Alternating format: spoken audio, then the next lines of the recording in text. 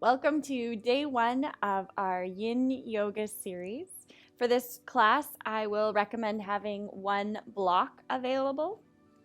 Of course, if you tend to be particularly stiff and you need more props, please make them available, but one should be just dandy. When you're ready, come to a comfortable seat. You can be cross-legged, you can be kneeling, whatever works for your body. Start to build the container by extending through the spine. Let those shoulders drop away from the ears. Begin to feel your body arriving in this space. And we'll just take our first moment or so here just to arrive and center ourselves.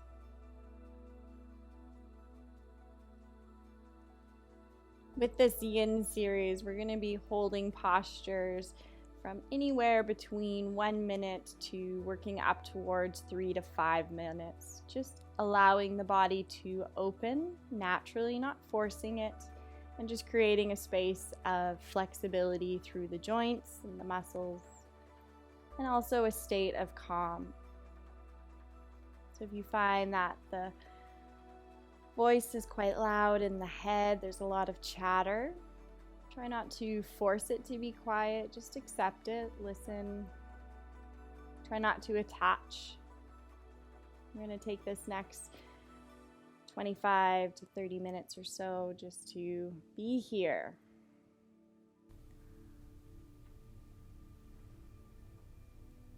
Begin to feel the heaviness through the lower half of your body. Let the thighs sink down. And then see if you can feel the opposite, the lifting and the lightness through the chest. So let your heart rise as the shoulders drop back and the head draws back ever so slightly so that the ears are aligned over the shoulders. Might feel a little awkward.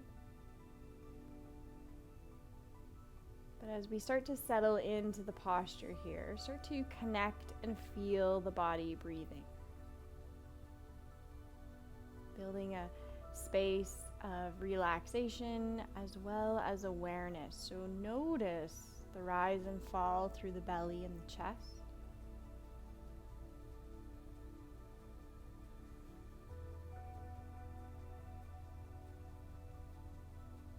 And see if you can hold the integrity of this posture.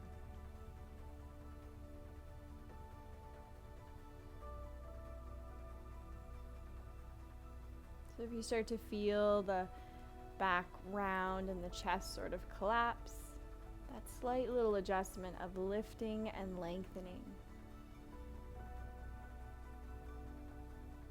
Relax the jaw.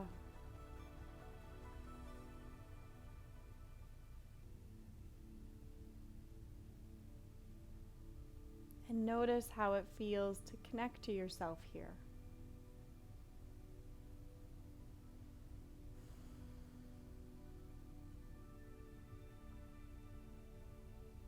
Good. A few more deep, full rounds of breath.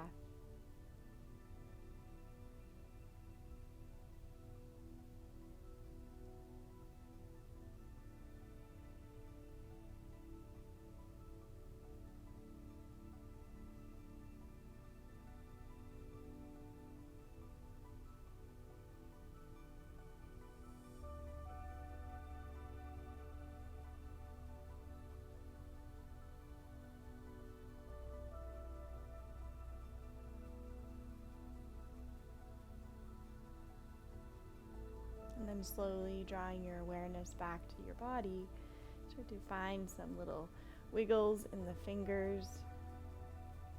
Gently open your eyes, adjust into the light. Good. We're going to move through the whole body. So when you're ready, start to come onto hands and knees if you're not already there. We're going to focus a little bit here on our wrists, a little bit of self-care for our wrists. So we're going to start to spin our fingers outward, turning the tips of the fingers towards the knees. To begin, you can keep the palm lifted a little bit, but second side can start to join. Good. You're welcome here to invite a little bit of openness through the soles of our feet by having the toes tucked under, but it will intensify the movement. And again, it is yin, so we will be here for a moment or so. So if it's a little too much, drop the tops of the feet. You can sit the weight back. Feel free to adjust the hands throughout the practice, but feel those fingertips draw towards the knees and then start to place the palms towards the mat. So you're reaching those wrist creases down towards the floor. I tend to hyperextend in my elbow area, so I'm going to try and keep a little bit of that micro bend just to soften in the joints here. So big stretch through the under part of our wrist and our forearm, the underside. But my weight is coming back through the bum. And I try and keep a little bit of integrity through the chest. So lifting and extending, reaching out through the crown of the head. Again, come back to the breath. Feel the rib cage expanding front to back and side to side.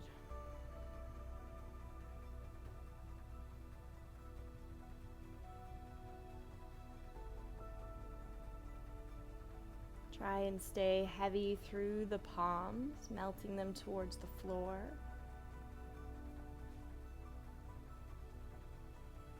Reaching those wrist creases for the earth. It's okay if they don't quite reach. It's something to work towards, perhaps.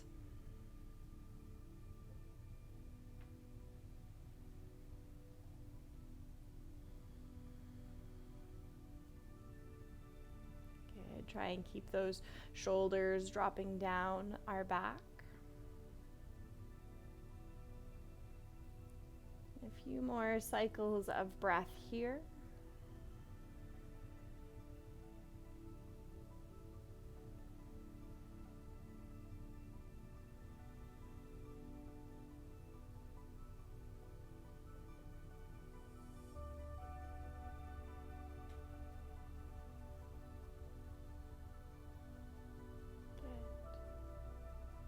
And then slowly lifting the wrist creases.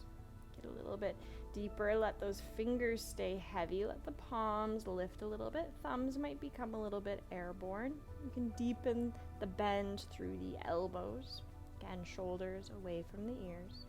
Stretching and letting those fingers be as wide as feels comfortable, but again, not forcing. Few big full rounds of breath here.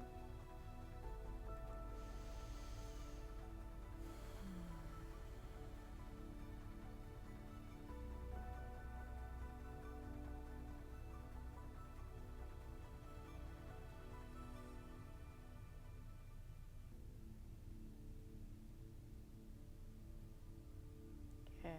And then once you're complete, maybe let those wrist creases come a little bit forward. Take your time as you slowly release one wrist at a time. So turning your arm and hand back to a more neutral position.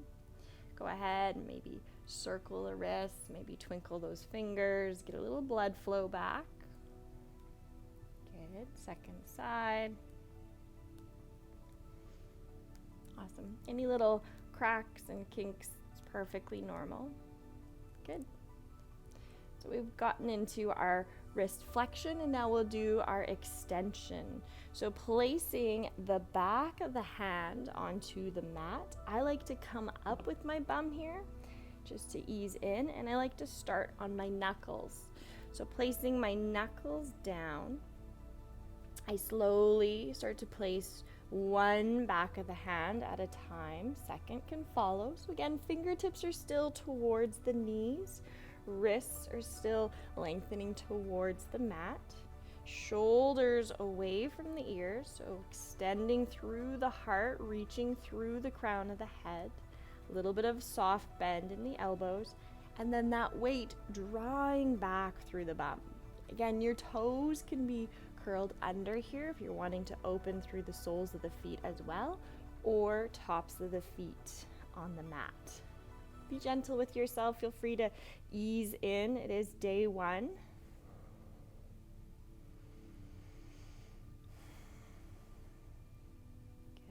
Again, breathing here into the tops of our forearms, across the little carpal tunnels of our wrists.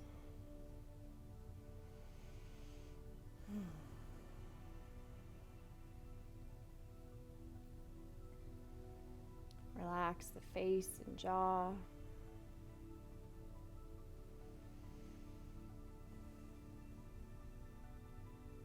Good. A few more cycles of breath.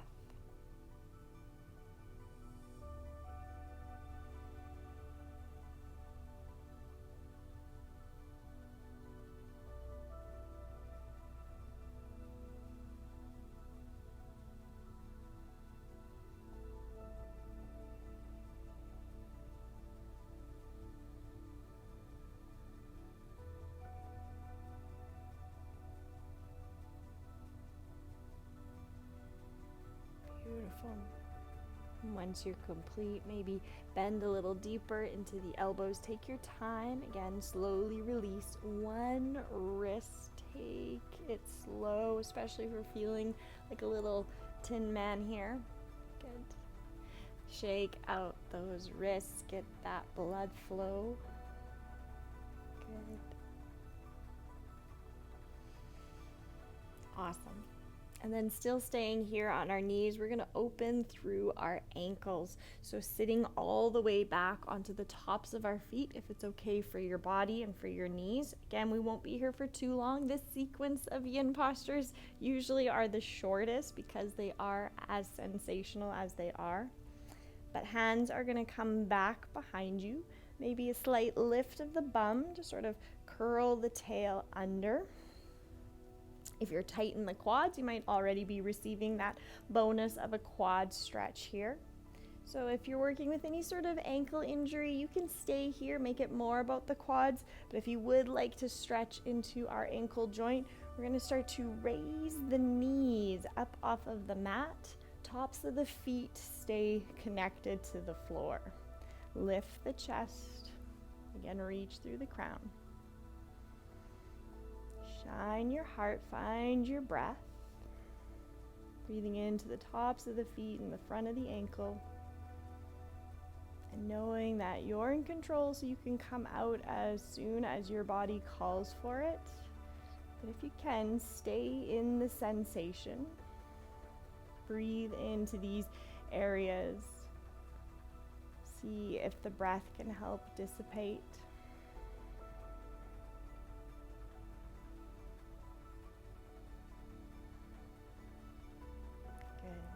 Good. 2 more cycles of breath.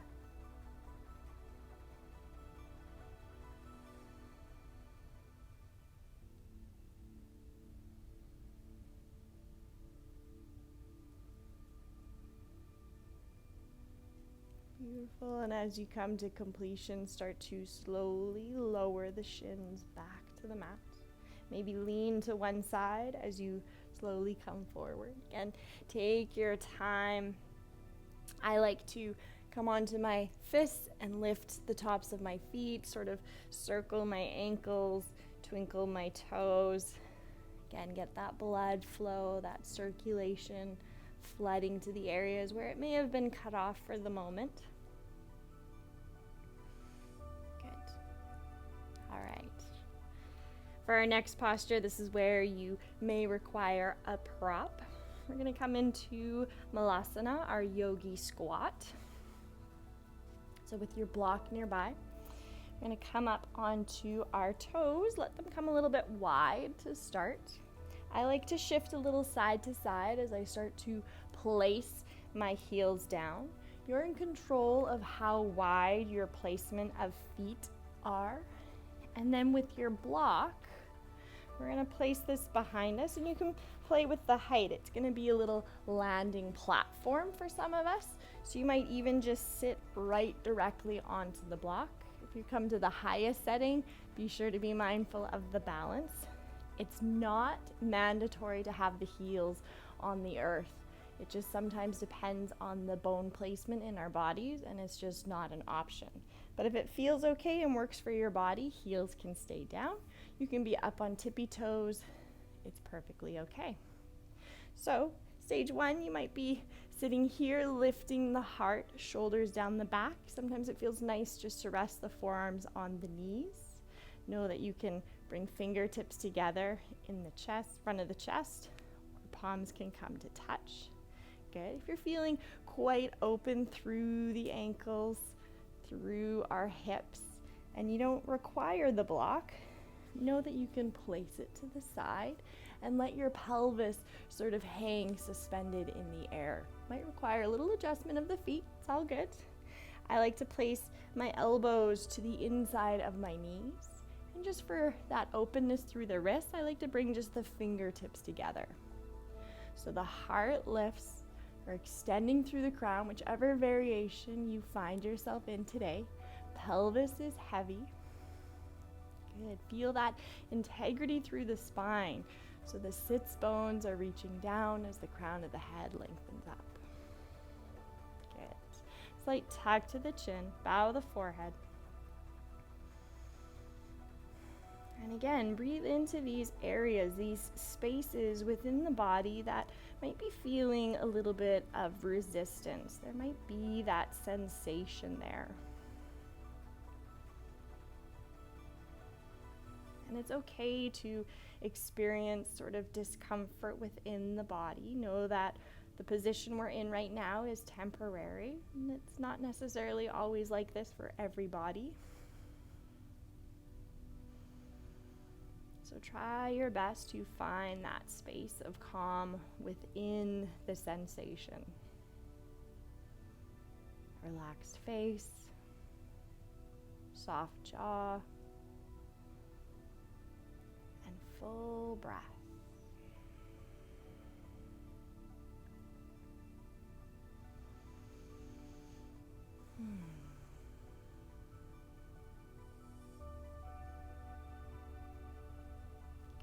Checking in, lift through the heart, reach through the spine. Last few rounds of breath.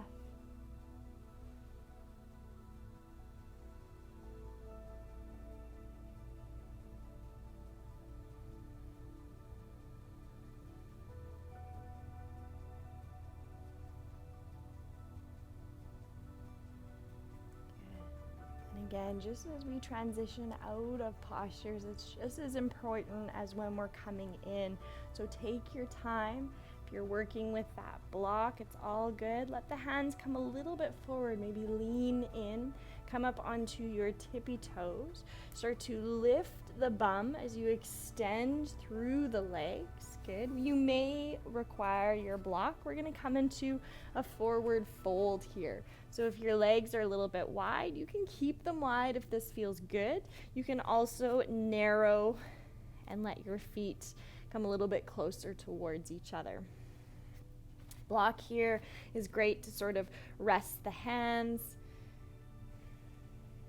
You're welcome to have the feet turning out if that feels good in your body, especially after the yogi squat. You might not be ready to draw them back in, but if it feels okay to let them be a little bit more narrow, maybe facing forward, let there be softness through the back of the leg. So bend into the knees, let the belly start to fall towards the thigh. Let the head be heavy here. Again, hands may rest on the block, and again, you can play with the height. You might be able to rest the forehead. Or if you're like myself, I tend to just tuck the block out to the side and just let gravity do the work. So my arms just simply hang heavy. Same with my head, decompressing through the back of the neck.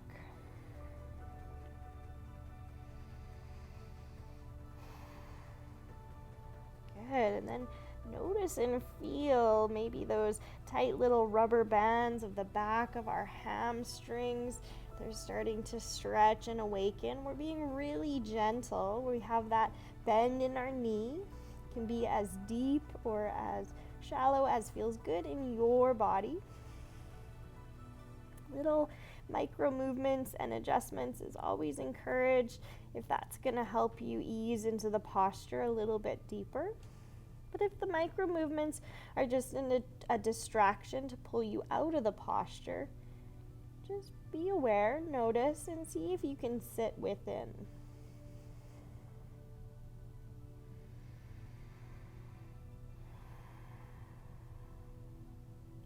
Good. Relax the brow. Soften in the jaw. If it's too much, having your arms sort of dangle or being forward overhead, know that they can always draw up and back and sort of rest at the small of your back.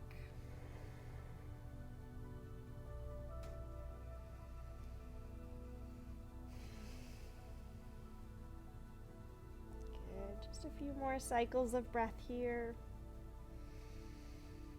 This might be where you play with the intensity. You might start to press into the feet, sort of lengthening through the back of the legs to a deeper degree.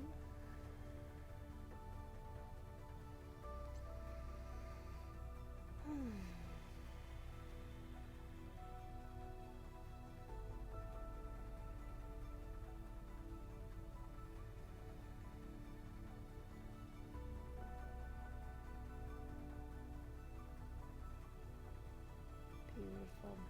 And once you're complete, if the arms are up and back behind you, let them start to draw forward. If you're working with that block, you can tuck it to the side, bend into the legs, start to find the hands on the floor. We're going to gently, slowly start to walk our feet back, lowering our knees to the mat, and we're going to come all the way down onto our belly. So come down onto elbows and forearms. Walk the knees behind you. Let the hips start to come forward as we come into our Sphinx pose.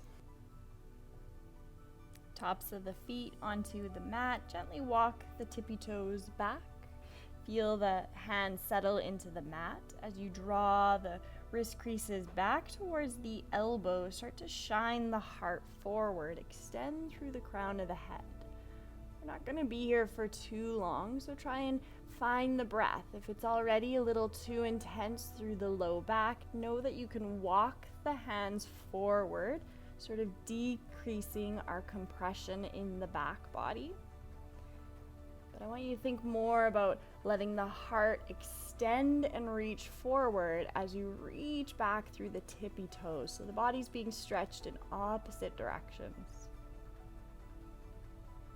Good. 2 big breaths here.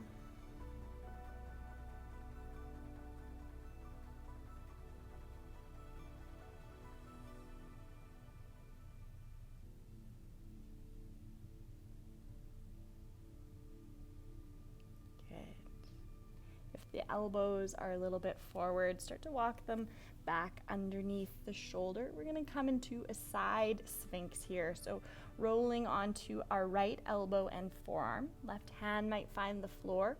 Roll all the way onto this back right hip. Good. You can bend into that lower right leg for a little stability if that offers any more extra support, or keep the legs long. Good. So a little less intense is keeping the elbow and forearm on the mat. We want to think about anchoring through the hip, extending and lifting that right side of the rib cage off of the mat. Fingertips can stay on the floor, they can rest on the body. If you're feeling quite open through the side body and you want a little bit more intensity, we're going to press our hands into the mat. Walk this right hand a little bit closer under the shoulder. Again, lifting and extending. We're stretching through this right side body. Left arm can just rest wherever feels best. Try not to collapse into the right shoulder, whichever variation you're in. So lifting up and extending through the crown.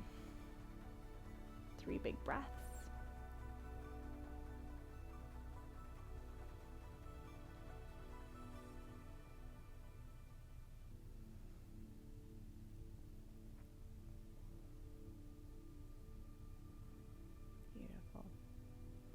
Slowly starting to come down. You can come back to the belly. I'm simply going to switch sides here. So coming onto our left elbow and forearm, rolling onto our left hip. Again, a little bend in that lower left leg for a bit more stability if required. Legs can stay straight. Good. Trying to lift up out of that left shoulder, right hand here for support. Again, you can have less intense if that elbow's a little bit forward of the shoulder, more intense when it's directly. And if you want that full sort of openness, I'm gonna walk that left hand as we extend through the arm. Let those shoulders roll down the back, lift through the heart. Soft jaw, relaxed face. Deep, full breaths.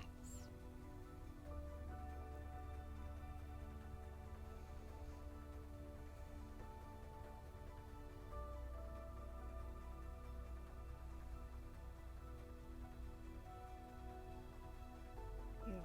Final cycle of breath here.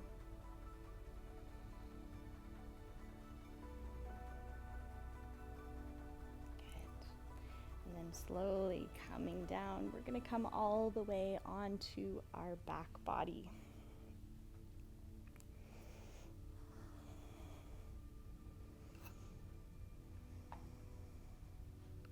So taking a moment here, settling in, getting comfortable, feeling free to take up as much space as feels good in your body. So maybe the heels come a little bit wider on the mat. You might press into the back of the head in order to lift the upper back and feel the shoulder blades behind you. We want to feel our body resting into the floor.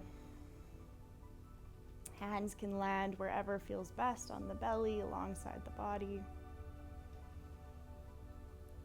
And just take a few rounds of breath here, completing our practice, coming into Shavasana, our corpse pose. The place where we integrate the movements, where we take a few moments to really connect to ourselves.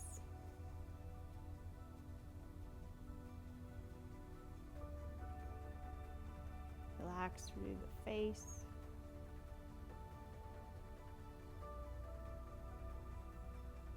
And simply feel the body breathing.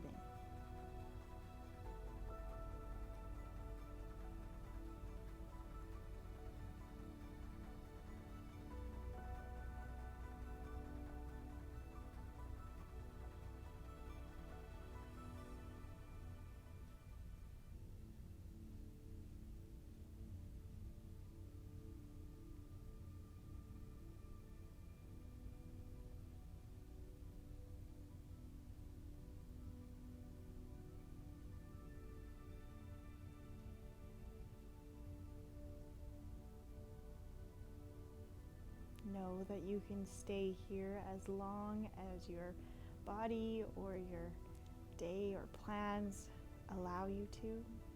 But take a moment of gratitude for taking this time to be here with yourself, connecting to your body, connecting to your breath. I thank you all for joining me today, and I look forward to the next time. Namaste.